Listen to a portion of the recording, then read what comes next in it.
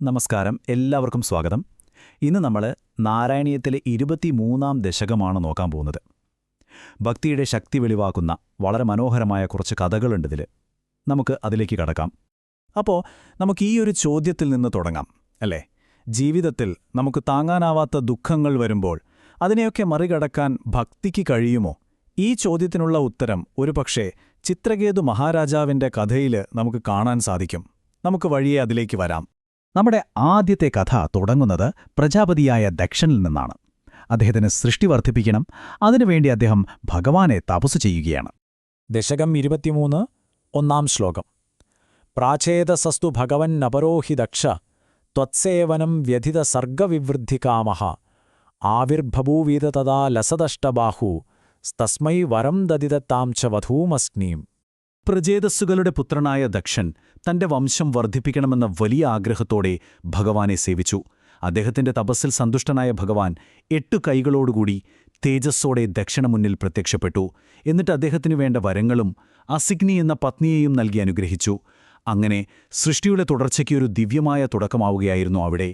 എന്നാൽ ദക്ഷന്റെ ഈ പദ്ധതികളിൽ ഒരു വലിയ മാറ്റം വരികയാണ്. അവിടേക്ക് മഹർഷിയായ നാരദന്റെ വരവായി.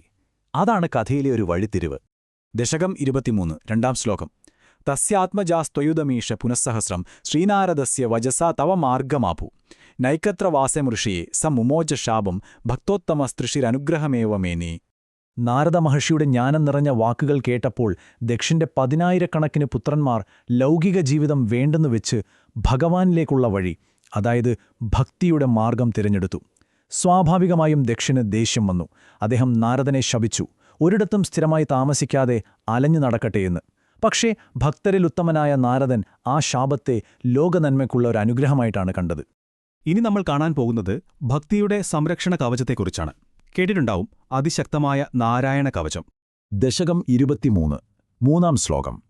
ഷഷ്ട്യാ തതോ ദുഹിദ്രുഭിഃ സൃജതഃ കുലോഘാൻ ദൗഹിത്രസൂനുരഥ തസ്യ സവിശ്വരൂപഃ ത്വത്സ്തോത്രവർമ്മിതമജാപയദിന്ദ്രമാജൗ ദേവത്വദീയ മഹിമാ ഖലു സർവജൈത്രഃ. പുത്രന്മാരെല്ലാം ഭക്തിമാർഗം സ്വീകരിച്ചപ്പോൾ ദക്ഷന്റെ വംശം പിന്നെ വളർന്നത് 60 പുത്രിമാരിലൂടെയാണ്. ആ പരമ്പരയിൽപ്പെട്ട വിശ്വരൂപൻ ദേവന്മാരും അസുരന്മാരും തമ്മിലുള്ള യുദ്ധത്തിൽ ദേവേന്ദ്രന് നാരായണ കവചം എന്ന അത്ഭുതകരമായൊരു സ്തോത്രം ഉപദേശിച്ചു കൊടുത്തു. ഭഗവാനിൽ പൂർണ്ണമായി വിശ്വസിച്ച് അത് ജപിച്ച ഇന്ദ്രന് യുദ്ധത്തിൽ വിജയം സുനിശ്ചിതമായിരുന്നു. ഇതിൽ നിന്നെന്താ മനസ്സിലാക്കേണ്ടത്? ഭഗവാന്റെ മഹിമയ്ക്കു മുന്നിൽ എല്ലാ വിജയങ്ങളും വന്നുചേരും. ശരി, ഇനി നമ്മൾ ഈ ദശകത്തിലെ ഏറ്റവും പ്രധാനപ്പെട്ടതും മനസ്സിനെ സ്പർശിക്കുന്നതുമായൊരു കഥയിലേക്കാണ് പോകുന്നത്. പുത്രദുഃഖത്താൽ ഹൃദയം തകർന്ന ചിത്രകേതു മഹാരാജാവിന്റെ കഥ. ദശകം 23, 4-ാം ശ്ലോകം. പ്രാക്ഷൂരസേന വിഷയേ കില ചിത്രകേതുഃ പുത്രാഗ്രഹീ നൃപതിരംഗിരസഃ പ്രഭാവാത് ലബ്ധ്വൈകപുത്രമഥ തത്ര ഹതേ സപത്നീ സംഘൈർ അമുഹ്യത് അവശസ്തവ മായയാസൗ. ശൂരസേന രാജ്യത്തെ ചിത്രകേതു എന്ന രാജാവിന് ഒരുപാട് കാലം മക്കളിലായിരുന്നു. ഒടുവിൽ അങ്കിരസ് മഹർഷിയുടെ അനുഗ്രഹത്താൽ ഒരു പുത്രൻ ജനിച്ചു. പക്ഷേ അസൂയമൂത്ത മറ്റു ഭാര്യമാർ ആ കുഞ്ഞിനെ വിഷം കൊടുത്തു കൊന്നു. തന്റെ പൊന്നോമന പുത്രന്റെ മരണം താങ്ങാനാവാതെ ഭഗവാന്റെ മായയിൽപ്പെട്ട് ആ രാജാവ് ദുഃഖം കൊണ്ട് ബോധം കെട്ട് നിലത്ത് വീണുപോയി. ദശകം 23, 5-ാം ശ്ലോകം. തം നാരദസ്തു സമമങ്കിരസ ദയാലു സംപ്രാപ്യ താവതുപദർശ്യ സുതസ്യ ജീവം കസ്യാസ്മി പുത്ര ഇതി തസ്യ ഗിര വിമോഹം ത്യക്ത്വാ ത്വദർജനവിധൗ നൃപതിം ന്യുയുങ്ത. ആ ഒരു സമയത്താണ് കാരുണ്യവാന്മാരായ നാരദനും അങ്കിരസും അവിടേക്ക് വരുന്നത്. അവരാ രാജാവിന് മുന്നിൽ മകന്റെ ആത്മാവിനെ വരുത്തി. എന്നിട്ട് ആ ആത്മാവ് രാജാവിനോട് ചോദിച്ചു, എനിക്ക് കഴിഞ്ഞ ജന്മങ്ങളിൽ ഒരുപാട് അച്ഛനമ്മമാരുണ്ടായിരുന്നു. ഈ ജന്മത്തിൽ ഞാൻ ആരുടെ പുത്രനാണ്? ഈ ഒരൊറ്റ ചോദ്യം കേട്ടതും രാജാവിന്റെ എല്ലാ വ്യാമോഹങ്ങളും മാറി. അതിനുശേഷം ആ മഹർഷിമാർ അദ്ദേഹത്തിന് ഭഗവാനെ ആരാധിക്കേണ്ട രീതികൾ ഉപദേശിച്ചു കൊടുത്തു. അപ്പോൾ ഇതിലെ പ്രധാന ആശയമെന്താണ്? ആ പുത്രൻ എന്റേതാണ് എന്ന ചിന്ത, ആ ഒരു മായ, അതാണ് രാജാവിന്റെ ദുഃഖത്തിന് കാരണമായത്. എന്നാൽ ആത്മാവിന്റെ യഥാർത്ഥ സ്വഭാവം എന്താണെന്ന് അറിവ് കിട്ടിയപ്പോൾ ആ ദുഃഖം അവിടെ ഇല്ലാതായി. അപ്പോൾ ഈ ലോകത്തുള്ള ബന്ധങ്ങളെക്കുറിച്ചുള്ള നമ്മുടെ വ്യാമോഹങ്ങളെ ഇല്ലാതാക്കാൻ ശരിയായ ജ്ഞാനത്തിനും ഭക്തിക്കും കഴിയും എന്ന് ഈ കഥ നമ്മളെ പഠിപ്പിക്കുന്നു.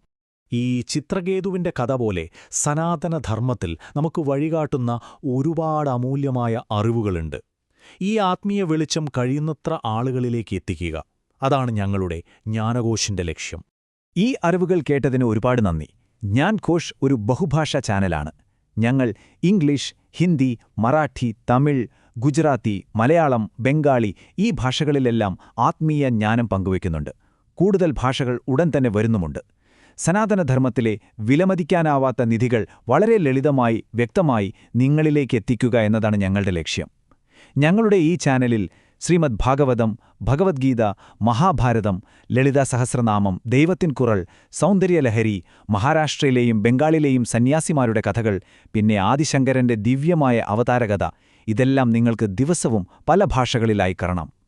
ഞങ്ങളുടെ ഈ ശ്രമം നിങ്ങൾക്ക് വിലപ്പെട്ടതാണെന്ന് തോന്നുന്നുവെങ്കിൽ ദയവായി ഞാൻ ഘോഷ് സബ്സ്ക്രൈബ് ചെയ്യുക. അപ്പോൾ ദിവസവുമുള്ള വീഡിയോകളുടെ നോട്ടിഫിക്കേഷൻ നിങ്ങൾക്ക് കിട്ടും.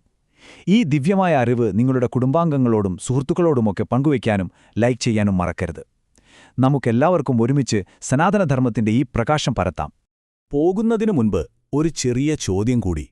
ഈ പുരാതനമായ ഉപദേശങ്ങൾ നിങ്ങളുടെ ജീവിതത്തിൽ എന്ത് മാറ്റങ്ങൾ കൊണ്ടുവരുമെന്നാണ് നിങ്ങൾ കരുതുന്നത്? ഭക്തിക്ക് നിങ്ങളുടെ ദുഃഖങ്ങളെയും പ്രയാസങ്ങളെയും മാറ്റിമറിക്കാൻ കഴിയുമോ? ഇതിനെപ്പറ്റിയൊന്ന് ചിന്തിക്കുക. അടുത്ത തവണ കാണുന്നതുവരെ നന്ദി.